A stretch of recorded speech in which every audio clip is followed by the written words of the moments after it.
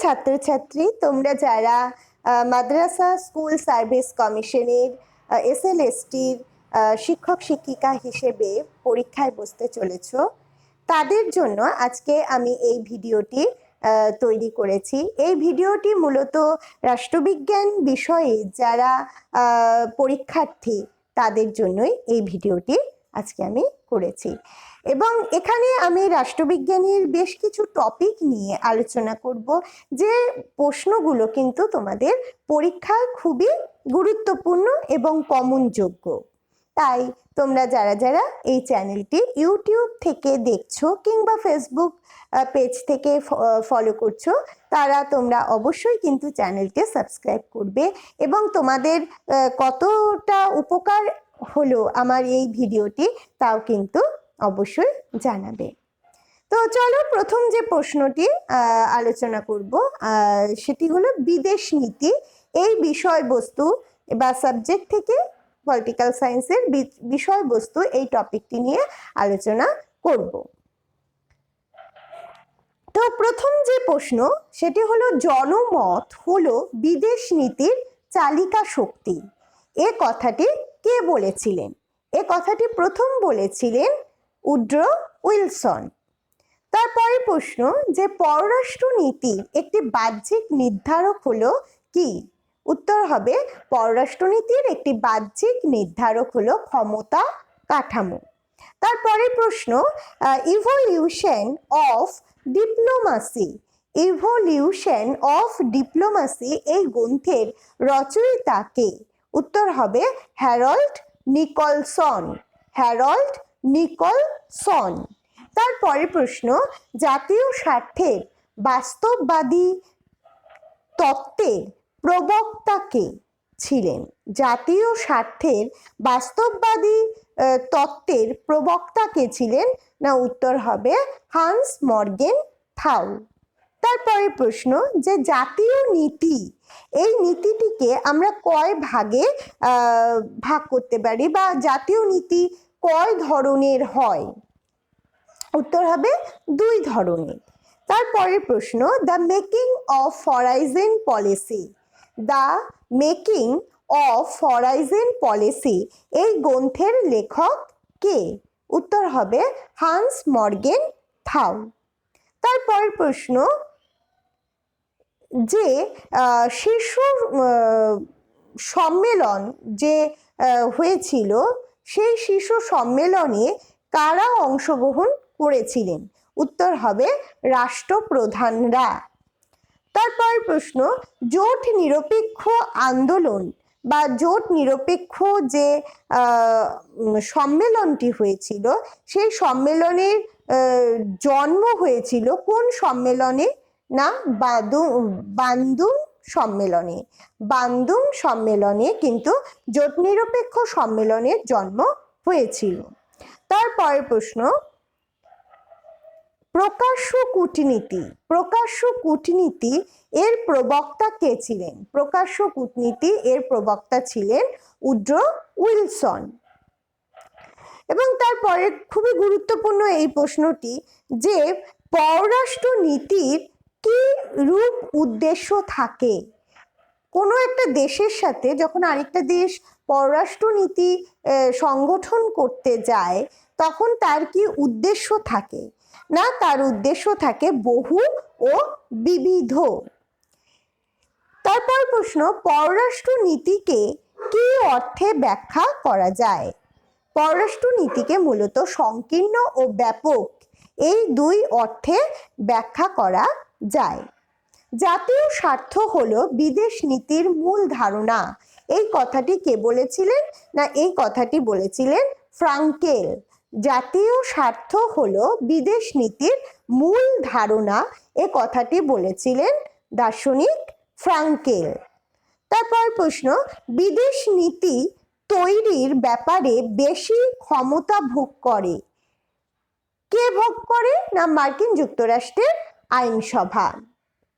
তারপরের প্রশ্ন, হলস্টি পররাষ্ট্রনীতির উদ্দেশ্যগুলোকে কয় ভাগে ভাগ করেছিলেন? হলস্টি পররাষ্ট্রনীতির উদ্দেশ্যগুলোকে মূলত 3 ভাগে ভাগ করেছেন। ইম্পেরিয়ালিজম অ্যান্ড সোশ্যাল চেঞ্জেস গ্রন্থের রচয়িতা কে? এই গ্রন্থের রচয়িতা হলেন জোসেফ সুমপিটার। জোসেফ সুমপিটার তিনি হলেন এই ইম্পেরিয়ালিজম অ্যান্ড সোশ্যাল চেঞ্জেস এই গ্রন্থের রচয়িতা। এবার এখান থেকে কিছু প্রশ্ন এরম আসতে পারে, পররাষ্ট্রনীতি কাকে বলে? নিশ্চয়ই তোমরা এগুলো জানো, তাও আমি একটু বলে দিচ্ছি। পররাষ্ট্রনীতি হলো প্রতিটি রাষ্ট্র তার জাতীয় স্বার্থকেই কিন্তু সর্বাধিক গুরুত্ব দিয়ে বিশ্বের বিভিন্ন রাষ্ট্রের সঙ্গে সম্পর্ক গড়ে তোলার জন্য যেসব নীতি নির্ধারণ করে থাকে সাধারণভাবে, তাই হলো পররাষ্ট্রনীতি। এবং এই যে একটা হচ্ছে পররাষ্ট্রনীতি, আরেকটা হচ্ছে অভ্যন্তরীণ নীতি।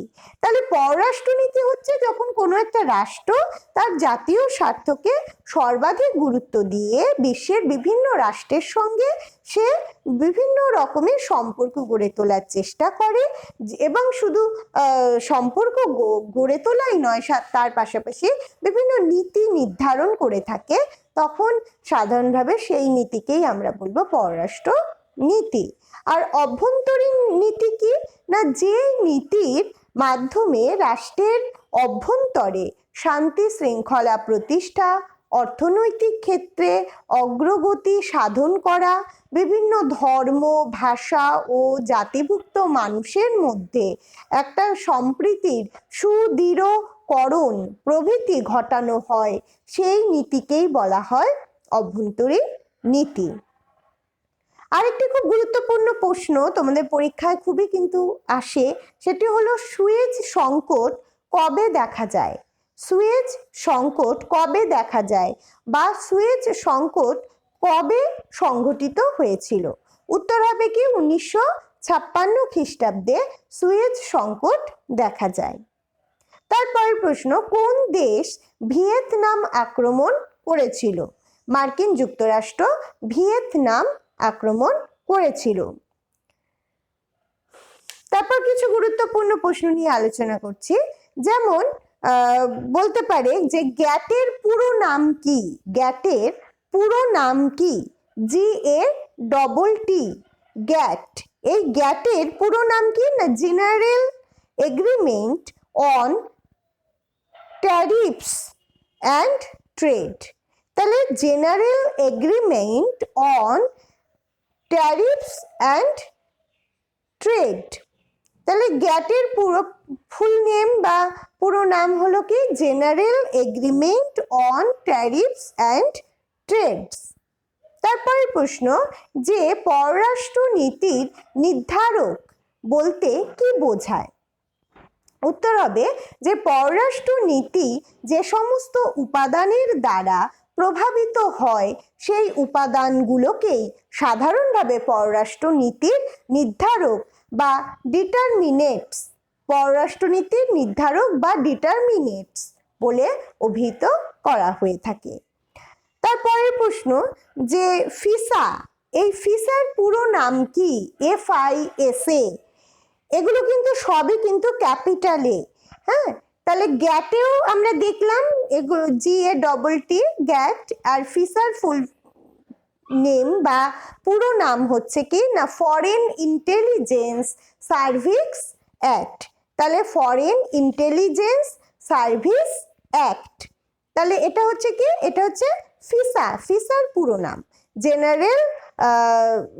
General agreement on tariffs and trade, যেমন গ্যাটের পুরো নাম, সেরকম ফিসার পুরো নাম হচ্ছে কি ফরেন ইন্টেলিজেন্স সার্ভিস অ্যাক্ট। তাহলে general intelligence service act. Act মানে তোমরা সবাই জানো আইন। তাহলে ফিসা কে প্রণয়ন করেছিল না, ফিসা প্রণয়ন করেছিলেন মার্কিন রাষ্ট্রপতি জর্জ বুশ। তাহলে মার্কিন রাষ্ট্রপতি জর্জ বুশ তিনি কিন্তু এই ফিসা প্রণয়ন করেছিলেন। তাহলে এই গ্যাট এবং ফিসা এই দুটোর পুরো নাম কিন্তু তোমাদের পরীক্ষার জন্য খুবই গুরুত্বপূর্ণ। তারপর আরেকটা প্রশ্ন খুব আসে যে বিদেশ নীতি কি অপরিবর্তনীয়, অর্থাৎ বিদেশ নীতিকে কি পরিবর্তন করা যায় কি যায় না। তাহলে বিদেশ নীতিকে পরিবর্তন করা কি যায় না, বলছে বিদেশ নীতি অপরিবর্তনীয় হতে পারে না, অর্থাৎ এটাকে পরিবর্তন করা যায়। যেটা অপরিবর্তনীয় হতে পারে না তার মানে সেটাকে কি পরিবর্তন করা যায়।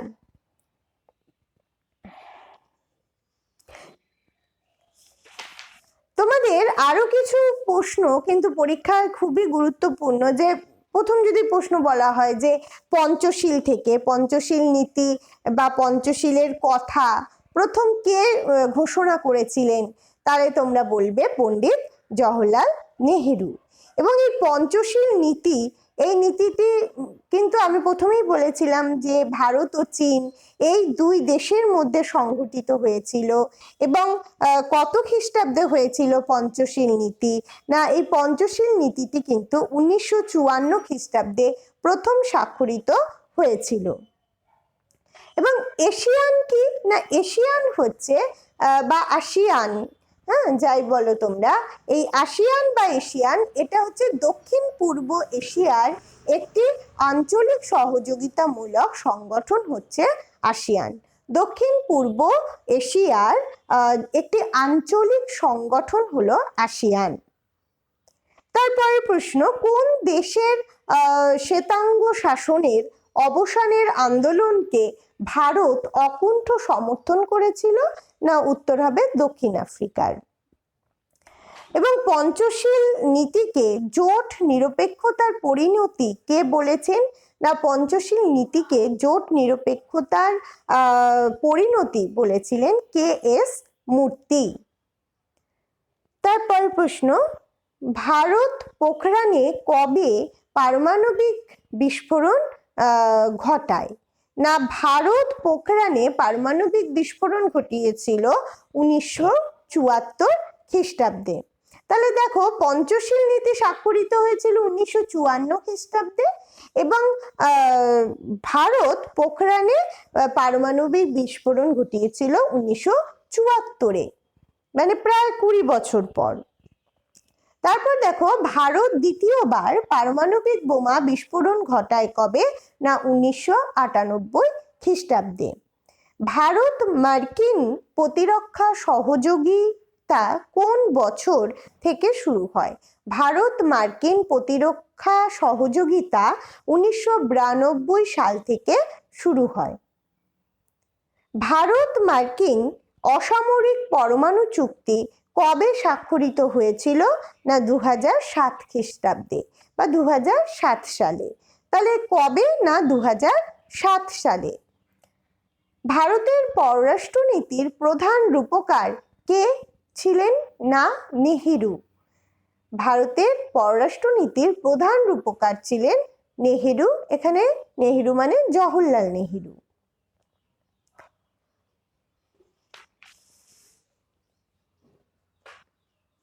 আর যে প্রশ্নগুলো এই চ্যাপ্টার থেকে তোমাদের আসতে পারে সেগুলো নিয়েও আমি আলোচনা করছি।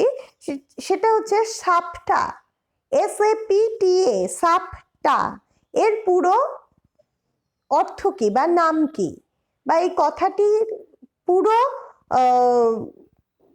নাম কি বা অর্থ কি তার।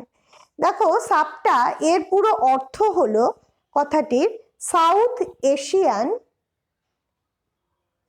প্রিফারেন্টিয়াল ট্রেড এগ্রিমেন্ট। তাহলে কি সাউথ এশিয়ান প্রিফারেন্টিয়াল ট্রেড এগ্রিমেন্ট। তারপরের প্রশ্ন যে ভারতের বৈদেশিক নীতির মর্মবস্তু কি?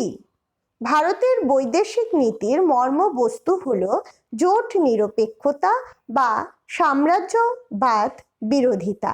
তাহলে ভারতের বৈদেশিক নীতির মর্মবস্তু কি না, জোট নিরপেক্ষতা বা সাম্রাজ্যবাদ বিরোধিতা। জোট নিরপেক্ষতা আন্দোলনের প্রধান লক্ষ্য কি ছিল না জোট নিরপেক্ষতা আন্দোলনের প্রধান লক্ষ্যই ছিল জাতীয় স্বার্থ অনুযায়ী স্বাধীন নীতির অনুসরণ। অর্থাৎ প্রত্যেকটা দেশের যে জাতীয় স্বার্থ, সেই স্বার্থকে রক্ষা করে তাদের স্বাধীন নীতি অনুসরণ করার যে পন্থা, সেটাই হলো জোট নিরপেক্ষ আন্দোলনের প্রধান লক্ষ্য। এবং ভারতের যে পররাষ্ট্রনীতি, ভারতের পররাষ্ট্রনীতির মূল লক্ষ্য কি না, ভারতের পররাষ্ট্রনীতির প্রধান বা মূল লক্ষ্যই হলো বিশ্ব শান্তি প্রতিষ্ঠা করা। কমনওয়েলথ কি না, কমনওয়েলথ হলো স্বাধীন রাষ্ট্রগুলির এক স্বেচ্ছামূলক প্রতিষ্ঠান। অর্থাৎ কমনওয়েলথ হলো স্বাধীন যে রাষ্ট্রগুলো রয়েছে সেই রাষ্ট্রগুলির একটি স্বেচ্ছামূলক প্রতিষ্ঠান হলো কমনওয়েলথ। এবং ৭৭টি রাষ্ট্রের গোষ্ঠী কোন দেশগুলিকে নিয়ে গড়ে ওঠে? ৭৭টি রাষ্ট্রের গোষ্ঠী এটি গড়ে উঠেছিল মূলত জোট নিরপেক্ষ যে দেশগুলো ছিল সেই দেশগুলিকে নিয়ে গড়ে ওঠে। অর্থাৎ জোট নিরপেক্ষ আন্দোলনে যে রাষ্ট্রগুলো সহযোগিতা করেছিল এবং জোট নিরপেক্ষ আন্দোলনের সাথে অঙ্গাঙ্গিভাবে যে রাষ্ট্রগুলো যুক্ত ছিল সেই দেশগুলোকে একসঙ্গে ৭৭টি রাষ্ট্র বলা হয় এবং রাষ্ট্রের যে গোষ্ঠী সেটা বলা হয়ে থাকে। এবং ভারত চীন সংঘর্ষ কোন নীতির ব্যর্থতাকে সূচিত করে না, ভারত চীন এই সংঘর্ষ মূলত পঞ্চশীল নীতির যে ব্যর্থতা, এই ব্যর্থতাকে সূচিত করে। কারণ তোমরা সবাই জানো যে পঞ্চশীল নীতিটা স্বাক্ষরিতই হয়েছিল ভারত এবং চীন এই দুই রাষ্ট্রের মধ্যে, এবং পঞ্চশীল নীতি ব্যর্থ হয়ে যাওয়াই মানে ভারত এবং চীনের মধ্যে কিন্তু তখনই সংঘর্ষের সূচনা হয়েছিল। লুক ইস্ট পলিসি বা পূবে তাকাও নীতি, এই নীতিটির রূপকার কারা ছিলেন? পরীক্ষায় প্রশ্ন আসতে পারে তোমাদের।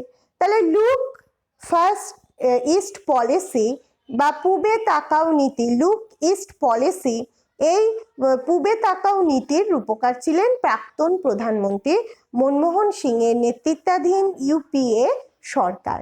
তাহলে লুক ইস্ট পলিসি বা পূবে তাকাও নীতি এর রূপকার ছিলেন কে না, প্রাক্তন প্রধানমন্ত্রী মনমোহন সিং এবং তার নেতৃত্বাধীন ইউপিএ সরকার। এবং আমি তোমাদের বলেছিলাম এই টপিকটি আমি এখানেই শেষ করছি। এরপরে যে টপিকটি নিয়ে আলোচনা করছি সেটা হচ্ছে সম্মিলিত জাতিপুঞ্জ।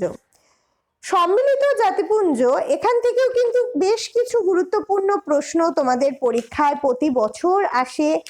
শুধু তোমাদের এসএলএসটি বা টেট এক্সামই নয়, তার পাশাপাশি সিটেট বলো বা অন্যান্য সার্ভিস পরীক্ষাগুলোতে সেই কম্পিটিশনেও কিন্তু তোমাদের এই প্রশ্নগুলো এসে থাকে। সম্মিলিত জাতিপুঞ্জ মানে ইউনাইটেড নেশনস অর্গানাইজেশন। তাহলে ইউনাইটেড নেশন অর্গানাইজেশন, এখানে কিন্তু তোমাদের যে প্রশ্নগুলো আসে সেটা হচ্ছে প্রথম যে সম্মিলিত জাতিপুঞ্জের পূর্বসূরি প্রতিষ্ঠানটি হলো কি না জাতিসংঘ। সম্মিলিত জাতিপুঞ্জের পূর্বসূরি প্রতিষ্ঠানটি হলো জাতিসংঘ। এবং তারপর দেখো ইউএনও, ইউএনও প্রতিষ্ঠিত হয় কত খ্রিস্টাব্দে? 1945 খ্রিস্টাব্দে। ইউএনও অর্থাৎ ইউনাইটেড নেশনস অর্গানাইজেশন, এই ইউনাইটেড নেশনস অর্গানাইজেশন এটা মানে কিন্তু সম্মিলিত জাতিপুঞ্জ। এই সম্মিলিত জাতিপুঞ্জ বা ইউএনও এটি প্রতিষ্ঠিত হয় 1945 খ্রিস্টাব্দে। ইউএনও সনদে নীতির সংখ্যা কটি না 7টি এবং জাতিপুঞ্জের বা ইউএনও সনদে মূল ধারার সংখ্যা হলো কটি? 111টি। ওয়াশিংটন ঘোষণা কত সালে হয় না 1942 খ্রিস্টাব্দে ওয়াশিংটন ঘোষণা হয়েছিল। এবং ইউনাইটেড নেশনস এই শব্দটি প্রথম চয়ন করেন কে? রুজভেল্ট। দেখো ইউ, ইউপিইউ এর পুরো নাম কি না ইউনিভার্সাল পোস্টাল ইউনিয়ন। তাহলে ইউপিইউ এর পুরো নাম হচ্ছে কি ইউনিভার্সাল পোস্টাল ইউনিয়ন। ফাও, FAO, ফাও এর পুরো নাম কি না ফুড অ্যান্ড এগ্রিকালচারাল অর্গানাইজেশন। বিশ্ব ব্যাংক কবে কাজ শুরু করে না বিশ্ব ব্যাংক কাজ শুরু করেছিল 1945 সালে 27শে ডিসেম্বর কাজ শুরু করেছিল। এবং আইবিআরডি এর পুরো নাম কি না international bank for reconstruction and development, অর্থাৎ বিশ্ব bank international bank for reconstruction and development. এবার দেখো বিশ্ব স্বাস্থ্য সংস্থা, যেটাকে আমরা বলে থাকি কি না ওয়ার্ল্ড হেলথ অর্গানাইজেশন, এটি কবে গঠিত হয় না এই বিশ্ব স্বাস্থ্য সংস্থা কিভাবে গঠিত হয় বা কবে গঠিত হয়। দেখো এখান থেকে একটা খুব গুরুত্বপূর্ণ তোমাদের প্রশ্ন পরীক্ষায় প্রত্যেকবার আসে যে হু এর পুরো নাম কি, কবে গঠিত হয়, এটা তোমাদের জন্য আমি রাখলাম। তোমরা কমেন্টে জানিও যে হু বা বিশ্ব স্বাস্থ্য সংস্থা কত সালে গঠিত হয়েছিল। এবার যদি বলি যে কিভাবে গঠিত হয় না একটি কার্যনির্বাহী পর্ষদ এবং একটি কর্ম দপ্তর নিয়ে বিশ্ব স্বাস্থ্য সংস্থা গঠিত হয়েছিল এবং হু এর পুরো নাম হচ্ছে ওয়ার্ল্ড হেলথ অর্গানাইজেশন। এই বিশ্ব স্বাস্থ্য সংস্থা কবে গঠিত হয়েছিল এটা তোমরা আমাকে অবশ্যই কমেন্টে জানাবে। যারটি সঠিক হবে আমি কিন্তু তার নাম ঘোষণা করব। বিশ্ব স্বাস্থ্য সংস্থা, এই সংস্থার জন্ম প্রসঙ্গে নিকোলাস কি বলেছিলেন না নিকোলাস বলেছিলেন যে সম্মিলিত জাতিপুঞ্জের স্বীয় উদ্যোগে প্রতিষ্ঠিত প্রথম বিশেষ সংস্থাই হলো এই বিশ্ব স্বাস্থ্য সংস্থা। এবং বিশ্ব স্বাস্থ্য সংস্থা কিন্তু শুধুমাত্র আমাদের স্বাস্থ্য সংক্রান্ত বিষয়ই নয়, তার পাশাপাশি কিন্তু বিভিন্ন বিষয় নিয়ে মানে স্বাস্থ্য সংক্রান্ত এবং রোগ ব্যাধি সংক্রান্ত বিভিন্ন বিষয় নিয়ে কিন্তু তারা গবেষণা কাজ করে থাকেন। এবং বিশ্ব স্বাস্থ্য সংস্থার কার্যনির্বাহী পরিষদের সংখ্যা বর্তমানে 34 জন এবং বিশ্ব স্বাস্থ্য সংস্থার কার্যনির্বাহী পর্ষদের সদস্যগণ কত বছরের জন্য নির্বাচিত হন, উত্তর হবে কত না 3 বছরের জন্য কিন্তু তারা নির্বাচিত হন। এবং আইএমএফ তিনটে লেটারই কিন্তু ক্যাপিটাল আইএমএফ, এর পুরো অর্থ কি পরীক্ষায় প্রশ্ন আসে, উত্তর হবে ইন্টারন্যাশনাল মনিটারি ফান্ড। তাহলে ইন্টারন্যাশনাল মনিটারি ফান্ড IMF। আন্তর্জাতিক অর্থ ভান্ডার, তাহলে IMF এর বাংলা মানে হচ্ছে আন্তর্জাতিক অর্থ ভান্ডার। এটি কবে থেকে কাজ শুরু করে না এই ইন্টারন্যাশনাল মনিটারি ফান্ড এটি কিন্তু 1945 সালের 27শে ডিসেম্বর থেকে তারা তাদের কাজ শুরু করেছে। দেখো আমরা এই দুটো টপিক দিয়ে যেগুলো প্রশ্ন আমি আলোচনা করলাম এগুলো কিন্তু খুবই গুরুত্বপূর্ণ তোমাদের পরীক্ষার জন্য। আমি নেক্সট উইকে আর কিছু বিষয় নিয়ে তোমাদের সাথে আলোচনা করব, তাই তোমরা যারা আজকের এই চ্যানেলটি দেখছো তোমরা কমেন্টে জানাবে, আর যে প্রশ্নটি তোমাদের জন্য দিলাম সেটার উত্তর কমেন্টে বলবে। তোমাদের কেমন লাগছে সেটাও কিন্তু অবশ্যই আমাকে জানাবে। আজকে এটুকুই থাকলো।